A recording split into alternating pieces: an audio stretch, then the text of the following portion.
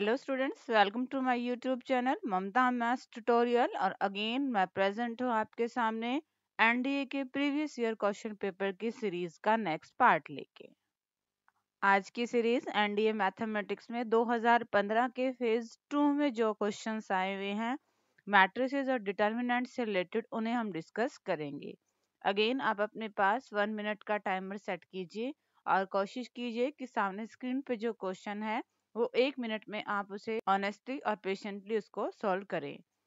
Series के and में आप कमेंट सेक्शन में जाके अपने मार्क्स बताना ना भूलें। ठीक है बच्चे, तो अपने नोटबुक और पेन लेके रेडी हो जाइए। 1 बाय 1 क्वेश्चंस आ रहे हैं। ये रहा फर्स्ट सम आपके सामने। क्वेश्चन 1 क्या है देखिए। The matrix A 1 3 2 1 x minus 1 1 2 7 x minus 3 will have inverse for every real number x except 4।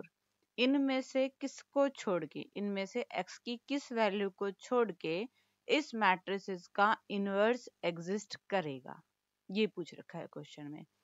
देखिए क्वेश्चन को इसने इनडायरेक्टली पूछ रखा है थोड़ा।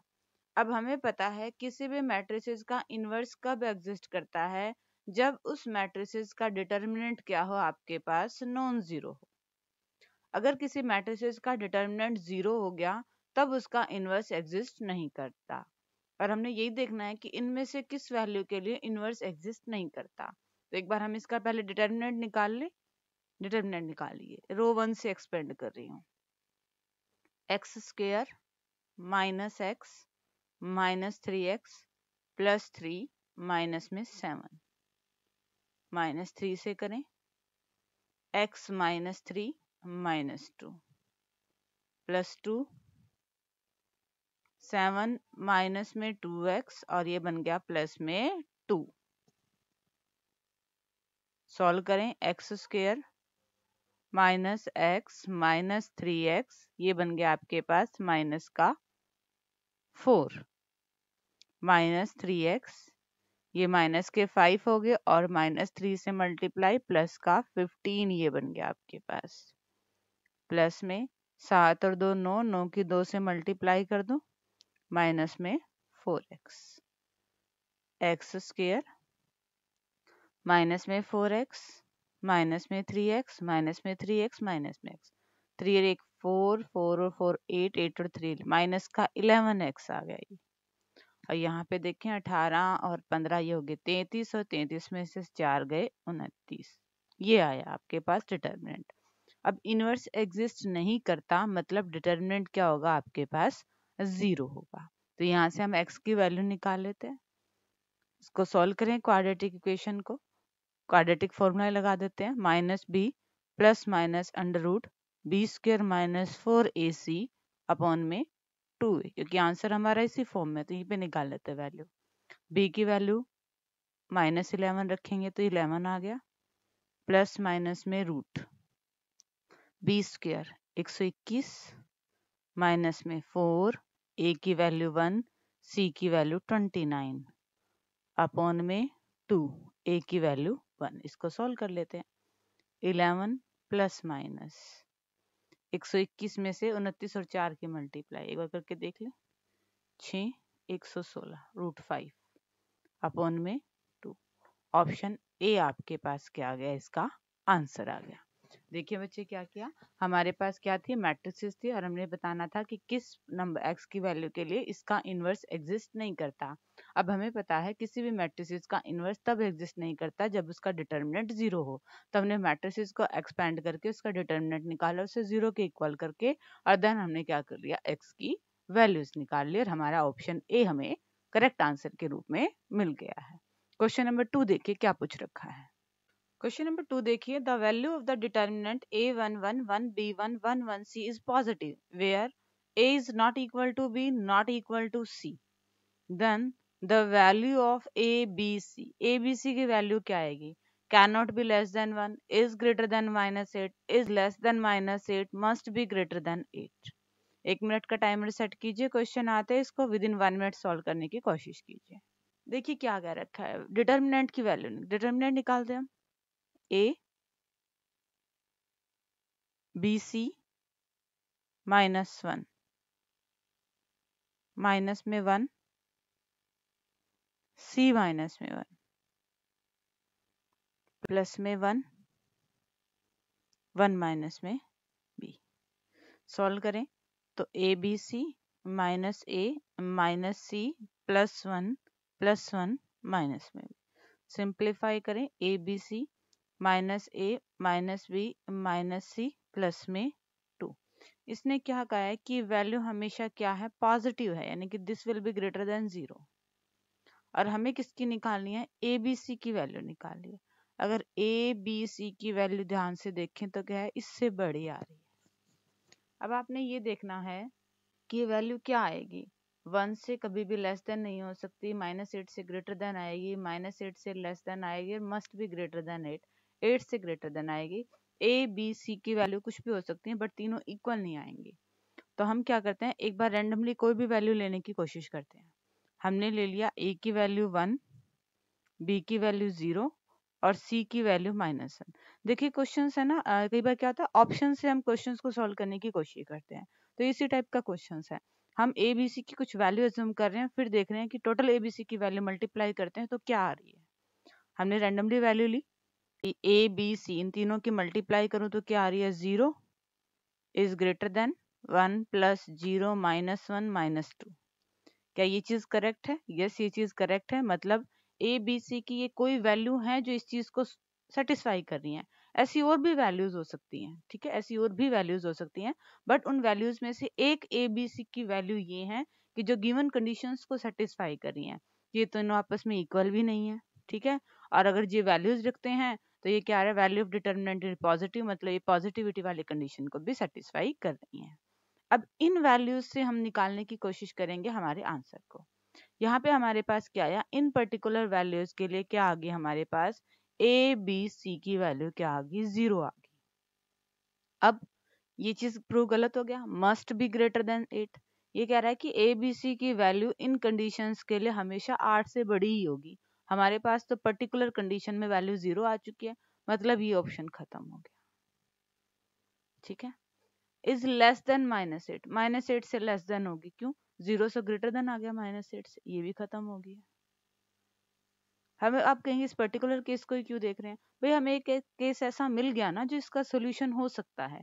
यानी ए बी सी की मल्टीप्लाई करें तो वैल्यू इनमें से आनी चाहिए, मतलब वो सारे कंडीशंस को सेटिस्फाई करनी चाहिए ना वैल्यू, तो इसीलिए हमने एक पर्टिकुलर कंडीशन ले ली और वहां पे हम देख रहे हैं कि कौन कौन सी कंडीशन सेटिस्फाई हो रही है। Can not be less than 1, 1 से छोटी नहीं हो सकती, यहाँ पे तो आ गई 0, ये ऑप्शन भी खत्म हो गया। यहाँ पे एक ही ऑप्शन को सेटिस्फाई कर रहा है कि -8 से बड़ा होगा। यस, ये वैल्यू आपकी -8 से बड़ी है। ऑप्शन बी ऑप्शंस के अकॉर्डिंग ये आपका करेक्ट ऑप्शन है। आप चाहें तो आप कोई और वैल्यू भी लेके देख सकते हैं, कोई भी रैंडमली वैल्यू लेके दे सकते हैं। आपने ए बी सी की ऐसी वैल्यू लेनी है, एक तो वो तीनों आपस में बराबर ना हो, ठीक है। दूसरा क्या, कि उनको अगर रखें तो वो कंडीशन को सेटिस्फाई करें कि क्या हो, डिटर्मिनेंट आपका पॉजिटिव हो। इन दो को रखने के बाद आप ए बी सी तीनों की मल्टीप्लाई करके उस वैल्यू को निकालिए। अब देखिए कि वो वैल्यू ऑप्शंस में से किसको सेटिस्फाई कर रही है। हर केस में वो ऑप्शन बी को ही सेटिस्फाई करेगी, बाकी को सेटिस्फाई नहीं करेगी, ठीक है। तो यहाँ पे आपका ऑप्शन बी क्या आ जाएगा, करेक्ट ऑप्शन आ जाएगा।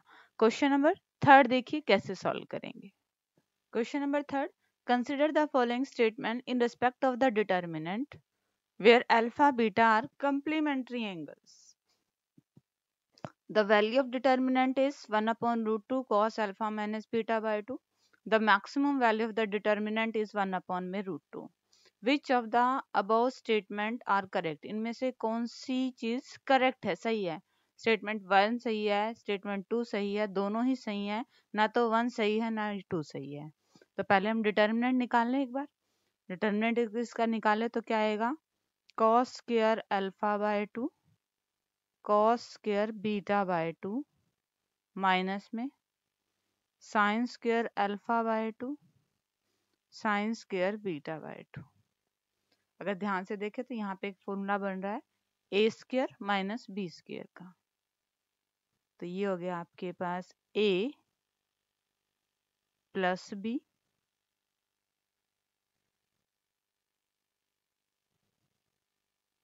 और एक हो जाएगा आपके पास ए, ये तो ए हो गया, माइनस बी।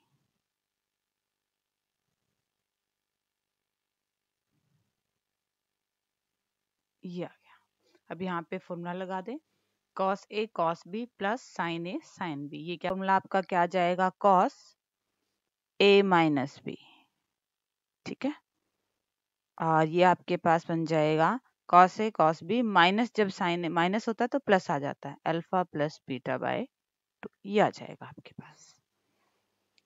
अब देखिए जरा ध्यान से, इसने एक कंडीशन और दे रखी है, अल्फा और beta are complementary angles. Complementary angles क्या होते हैं, जिनका सम 90 होता है। तो यानी कि अल्फा और बीटा का सम क्या है, 90 है। 2 से काटेंगे तो 45। कोस 45 की वैल्यू क्या आ रही है आपके पास, 1/√2। तो ये आपके पास डिटर्मिनेंट बच गया। तो the value of determinant is 1/√2 cos alpha by 2। ये बात तो ठीक है। सेकंड बात को देखते हैं कि इस डिटर्मिनेंट की मैक्सिमम वैल्यू क्या आएगी। अब हमें पता है, अगर हम cos की वैल्यू को देखें तो cos की मैक्सिमम वैल्यू क्या होती है, 1 होती है। cos 0 = 1। cos की मैक्सिमम वैल्यू क्या होती है आपके पास, मैक्सिमम सबसे बड़ी से बड़ी वैल्यू cos की 1 होती है। तो कुछ भी वैल्यू रख लो, सबसे बड़ी वैल्यू की जब बात आएगी तो वैल्यू 1 हो जाएगी। तो इस डिटर्मिनेंट की मैक्सिमम वैल्यू क्या बचेगी, 1/√2। दोनों ही बातें सही हैं, बोथ ए एंड बी इसका आंसर आएगा। दोबारा देख लीजिए क्वेश्चन को। हमें डिटर्मिनेंट निकालना था, हमने डिटर्मिनेंट निकाला, फॉर्मूला लगाया ए स्क्वायर माइनस बी स्क्वायर का, ए प्लस बी ए माइनस बी। फिर हमारे पास ट्रिग्नोमेट्रिक फंक्शंस के जो फॉर्मूले हमने वो अप्लाई किए। एक कंडीशन दे रखी थी कॉम्प्लीमेंट्री एंगल, मतलब दोनों एंगल्स का सम क्या है, 90। इनकी वैल्यू 90 रखी, तो यहाँ पे वैल्यू बन रही है cos 45। cos 45 की वैल्यू होती है 1/√2। ये हमारे पास डिटर्मिनेंट की वैल्यू निकल गई।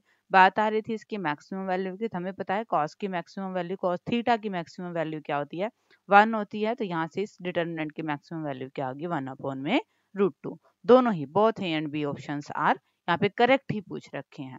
ठीक है, तो ऑप्शन सी आपका क्या आएगा, करेक्ट ऑप्शन आएगा। क्वेश्चन नंबर 4 देखिए क्या पूछ रखा है।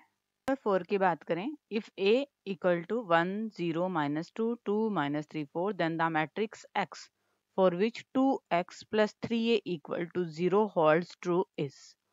2x plus 3a 0 है, तो आपने x की वैल्यू निकालनी है। 2x plus 3a = 0। तो यहाँ से हम x की वैल्यू निकाल लेते हैं, माइनस का 3a और ये आ गया माइनस में 3/2a। या मीन गिवन मैट्रिसेस को -3/2 से मल्टीप्लाई, 1 0 -2 2 -3 4। तो क्या आएगी, माइनस में 3/2। तो ये ऑप्शन कट गया, ये ऑप्शन भी कट गया। 0 मल्टीप्लाई करेंगे, प्लस का 3 आ रहा है, ऑप्शन हमें मिल रहा है। इसको सॉल्व करेंगे, माइनस का 3 आ रहा है। इनको सॉल्व करेंगे, प्लस का 9/2 आ रहा है। और इनको सॉल्व करेंगे, माइनस का 6 आ रहा है। ऑप्शन डी आपके पास क्या आ गया, करेक्ट ऑप्शन आ गया। सिंपल सा ही क्वेश्चन था ये तो। 2x plus 3a को 0 के इक्वल पुट किया। हमें क्या निकालना था, देन मैट्रिक्स x निकालना था, तो हमने x की वैल्यू निकाल ली। a मैट्रिसेस को -3/2 से मल्टीप्लाई करेंगे तो हमारा क्या आ जाएगा, करेक्ट ऑप्शन हमें मिल जाएगा। क्वेश्चन नंबर 5 देखिए, उसे कैसे सॉल्व करेंगे। क्वेश्चन नंबर 5 देखिए, इफ ए मैट्रिसेस है 1 1 -1 2 -3 4 3 -2 3 और बी मैट्रिसेस क्या है, -1 -2 -1 6 12 6 5 10 5, then which of the following statements are correct. इनमें से कौन सी स्टेटमेंट सही है। A and b commute, a b is a null matrices. इन दोनों में से आपने देखना है कि केवल एक सही है, दो सही है, दोनों सही है, या दोनों में से कोई भी सही नहीं है। ए एंड बी कम्यूट का मतलब ए बी किसके इक्वल आनी चाहिए आपके पास, बी ए के इक्वल आनी चाहिए। मल्टीप्लाई करके देख लेते हैं, पहले ए बी की मल्टीप्लाई कर रहे हैं। ए की बी से, -1 + 6 -5, ये तो 0 आ गया। माइनस का 2 प्लस का 12 माइनस का 10, ये भी 0 आ गया। माइनस का 1 प्लस का 6 माइनस का 5, ये भी 0 आ गया। माइनस का 2 माइनस का 18 और प्लस का 20, ये भी 0 आ गया। माइनस का 4 माइनस का 36 प्लस के 40, ये भी 0 आ रहा है। माइनस का 2, माइनस का 18, प्लस का 20, ये भी 0 आ गया। माइनस का 3, माइनस का 12, प्लस का 15, ये भी 0 आ रहा है, तो नल मैट्रिक्स आ रही है। माइनस का 6, माइनस का 24, प्लस का 30, 0। माइनस का 3, माइनस का 12, प्लस का 15, 0। ए भी आपके पास नल मैट्रिक्स आ गई। ऑप्शन बी तो आपका करेक्ट ऑप्शन आ गया। अब जरा बी ए निकाल के देख लेते हैं। बी की ए से मल्टीप्लाई, 1 1 माइनस 1 2 माइनस 3 4 3 माइनस 2 3 से। माइनस का 1, माइनस के 4 और माइनस का 3। माइनस का 1, माइनस के 4, माइनस का 5 और माइनस का 3, माइनस का 8। कम्यूट तो नहीं करेंगे, फर्स्ट डिजिट से ही पता लग गया, आगे निकाल के क्यों टाइम वेस्ट करना है। ठीक है, इसी को दोबारा वेरीफाई कर लेते कि हमने ठीक निकाल लिया ना। माइनस का 1, माइनस का 4 और माइनस का 3 ठीक है, यानी कि दोनों इक्वल तो आएंगे नहीं, कम्यूट तो करेंगे नहीं, बट ए भी नल मैट्रिक्स आ रहा है, तो ऑप्शन बी आपका क्या आ गया, करेक्ट ऑप्शन आ गया। ठीक है बच्चे, क्वेश्चन नंबर 6 देखिए कैसे सॉल्व करते हैं अब। If A is an invertible matrix of order n, A matrix है और इन्वर्टिबल मैट्रिसेस है और उसका ऑर्डर n है और k कोई भी पॉजिटिव रियल नंबर है, then value of determinant k A का इनवर्स इनटू डिटर्मिनेंट A किसके इक्वल आएगा। अब हमें पता है मैट्रिसेस की किसी स्केलर से मल्टीप्लाई करें और उसका डिटर्मिनेंट निकालें तो क्या आंसर आता है, k की पावर तो आता है ऑर्डर, कितने ऑर्डर की मैट्रिसेस हैं n, और साथ में हम क्या करते हैं उस मैट्रिसेस का डिटर्मिनेंट लगा देते हैं। ये हमारे पास एक बहुत अच्छा रिजल्ट है। क्या, किसी स्केलर की मैट्रिसेस से मल्टीप्लाई करें और फिर उसका डिटर्मिनेंट निकालें तो उस स्केलर की उतनी पावर्स बाहर आ जाएंगे जितने ऑर्डर की वो मैट्रिसेस हैं, और बाकी उस मैट्रिसेस का डिटर्मिनेंट निकाल दीजिए। तो इस रिजल्ट का हम यूज करेंगे इसकी वैल्यू निकालने के लिए। डिटर्मिनेंट के ए सारे का इनवर्स और साथ में डिटर्मिनेंट ऑफ ए, तो इसकी वैल्यू क्या आएगी, डिटर्मिनेंट ऑफ के ए की k की पावर n, डिटर्मिनेंट ऑफ ए इसकी power -1, determinant of A, k की पावर n की -1 से मल्टीप्लाई k की पावर -n और डिटर्मिनेंट a की -1 मतलब 1 अपॉन में डिटर्मिनेंट a, साथ में क्या है डिटर्मिनेंट a, ये तो कैंसिल आउट हो गया और आंसर क्या आ गया, k की पावर -n। ऑप्शन ए आपका क्या आ गया, करेक्ट ऑप्शन आ गया। दोबारा देख लीजिए इस क्वेश्चन को कैसे किया है। हमने वैल्यू निकालनी थी डिटर्मिनेंट के ए का इनवर्स डिटर्मिनेंट ए की, बट हमें पता है ये इसके इक्वल होता है, डिटर्मिनेंट के ए के की पावर n, जहाँ पे n मैट्रिसेस ए का ऑर्डर होता है और डिटर्मिनेंट ए पावर -1 थी तो -1 से इसको मल्टीप्लाई करके सॉल्व किया तो आंसर क्या आ गया, k की पावर -n। ठीक है, अब डिस्कस करते हैं क्वेश्चन नंबर 7 को। क्वेश्चन नंबर 7 देखिए, if A is an orthogonal matrix of order 3 and B is the matrix, then which of the following is and are correct. A B की multiply करें, उसका डिटर्मिनेंट निकालें तो वो प्लस और minus का 47 आए, और ए बी इंटू में बी ये इक्वल आए, मतलब दोनों मैट्रिसेस क्या हो, कम्यूट करें, ये चीज है। तो आपने बताना है कि करेक्ट क्या है, 1 ओनली, 2 ओनली, दोनों या इनमें से कोई भी नहीं। तो बात आती है यहाँ पे ऑर्थोगोनल मैट्रिसेस की। अब ऑर्थोगोनल मैट्रिसेस क्या होती है, अगर किसी मैट्रिसेस को उसको ट्रांसपोज से मल्टीप्लाई करें और आइडेंटिटी मैट्रिक्स आ जाए तो उस मैट्रिसेस को हम कहते हैं ऑर्थोगोनल मैट्रिक्स। अब ऑर्थोगोनल मैट्रिसेस का यूज यहाँ कैसे करेंगे, हमारे पास एक रिजल्ट होता है कि ऑर्थोगोनल मैट्रिसेस का डिटर्मिनेंट की वैल्यू क्या होती है, +-1 होती है। ठीक है, +-1 ये आता है ऑर्थोगोनल मैट्रिसेस का डिटर्मिनेंट। और अगर हम बी मैट्रिसेस की इसका डिटर्मिनेंट निकाल लें एक बार, 1 10 माइनस का 2 0 माइनस में 4 प्लस में 3 माइनस में 15, माइनस का 10, प्लस में 8 और माइनस का 50, यही आया 45। 55 और 55 में से 8 गया 47, माइनस का 47 आया है बी का डिटर्मिनेंट। अब ध्यान से देखें तो हम ए बी का डिटर्मिनेंट किसके इक्वल होता है, बी डिटर्मिनेंट इनटू में ए डिटर्मिनेंट। ये वैल्यू आ रही है आपके पास माइनस का 47 और ये वैल्यू आपकी आ रही है प्लस माइनस में 1, तो इनकी मल्टीप्लाई करेंगे तो क्या आएगा प्लस माइनस का 47। ऑप्शन ए तो आपका बेटा ठीक है। ऑप्शन बी की बात करें कि a b equal to b a, ये चीज इक्वल है। अब देखिए यहाँ पे ए मैट्रिसेस की वैल्यू बहुत अलग अलग हो सकती है, ए मैट्रिसेस की वैल्यू अलग अलग हो सकती है। क्यों, ऑर्थोगोनल मैट्रिक्स अब यहाँ पे हमें कोई फिक्स नहीं दे रखी है कि यही है। हमें पता है सिर्फ ऑर्थोगोनल मैट्रिक्स होती क्या है, ऐसी मैट्रिसेस जिसको उसके ट्रांसपोज से मल्टीप्लाई करें तो आइडेंटिटी आ जाए।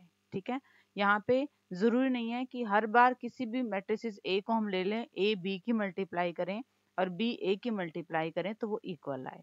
ठीक है, हर केस में ये पॉसिबल नहीं होगा, तो यहाँ पे हमारा ऑप्शन बी क्या हो जाएगा, रॉन्ग हो जाएगा। ओनली ऑप्शन ए आपके पास क्या आएगा, करेक्ट ऑप्शन आएगा। हमने ऑर्थोगोनल मैट्रिसेस का एक रिजल्ट लिया कि इसका डिटर्मिनेंट या तो प्लस का 1 आता है या माइनस का 1 आता है। हमने बी का डिटर्मिनेंट निकाला। फर्स्ट केस में ए बी का डिटर्मिनेंट हमने देखना था वो किसके इक्वल होता है, बी डिटर्मिनेंट ए डिटर्मिनेंट, और यहाँ से क्या आ गया plus minus 47। Option A correct है। ऐसा पॉसिबल नहीं होगा हर केस में कि हम किसी भी 3 ऑर्डर की ऑर्थोगोनल मैट्रिसेस की और बी की मल्टीप्लाई करें और फिर बी की और ए की मल्टीप्लाई करें तो दोनों क्या आए, इक्वल आए। तो ऑप्शन 2 आपका क्या हो गया, गलत हो गया है। सिर्फ ओनली 1 वाला ऑप्शन आपका करेक्ट माना जाएगा। अब क्वेश्चन नंबर 8 देखिए। 8, if a b c are real numbers then the value of the determinant, determinant की आपने वैल्यू निकालनी है। 0 आएगी, a minus B, B minus C, C minus आएगी, या a plus B plus C का होल स्क्वायर आएगा, या a plus B plus C की क्या आएगी, क्यूब आएगी। अब हमने क्या करना है, हम कुछ एक ऑपरेशंस लगा लें ताकि हमें डिटर्मिनेंट निकालने में इजी हो जाए। 1 माइनस ए, 1 माइनस बी, 1 माइनस सी, हम इनको ऐड करते हैं कॉलम 2 और 3 को, तो हमारे पास क्या बचेगा, a b c, b plus C, C plus A plus B, ये आ गए यहाँ से। और क्या करें, अब कॉलम 1 और 2 को ऐड कर दीजिए, 1 1 1, a B c, b plus c plus a और ए प्लस बी। अब इन कॉलम्स को ऐड कर दीजिए, 1 1 1, a B c, a plus B plus c, a plus B plus c और a plus B plus c. अब हम जरा a plus B plus c को कॉमन ले लें कॉलम में से, क्या बचेगा, 1 1 1, ए बी सी, 1 1 1, दो कॉलम्स आइडेंटिकल हो गए तो इस डिटर्मिनेंट की वैल्यू क्या आएगी, 0, और 0 की ए बी से मल्टीप्लाई क्या आएगी, 0। ऑप्शन ए आपका क्या आ गया, करेक्ट ऑप्शन आ गया। यहाँ पे हमने डिटर्मिनेंट्स की कुछ एक प्रॉपर्टीज होती हैं उनका यूज किया है, और कॉलम ऑपरेशंस हमने क्या है लगाए हैं, कॉलम ऑपरेशंस लगाए, सिंप्लीफाई किया, हमारे दो कॉलम आइडेंटिकल आ गए, और जब दो कॉलम या दो रो आइडेंटिकल आ जाते हैं तो उस डिटर्मिनेंट की वैल्यू क्या हो जाती है, 0 हो जाती है। तो इसका आएगा ऑप्शन ए करेक्ट। तो बच्चे 2015 के फेज 2 में 8 क्वेश्चन ही थे आपके मैट्रिसेस और डिटर्मिनेंट से रिलेटेड, और इसी टाइप के और सीरीज के लिए मेरे चैनल ममता मैथ्स ट्यूटोरियल्स को सब्सक्राइब कीजिएगा। इसकी पीडीएफ आपको डिस्क्रिप्शन बॉक्स में मिल जाएगी, उसे ले लीजिएगा। और बच्चे इस वीडियो के और पिछले वीडियो के आप कमेंट सेक्शन में जाके मार्क्स बताना ना भूलें, या फिर ये वीडियो आपको कैसी लगी आप इस टाइप के कमेंट कर सकते हैं। इससे मोटिवेशन मिलता है कि आपके लिए इस तरह की वीडियोस और लेके आई जा सकें। Okay students, thank you, have a nice day.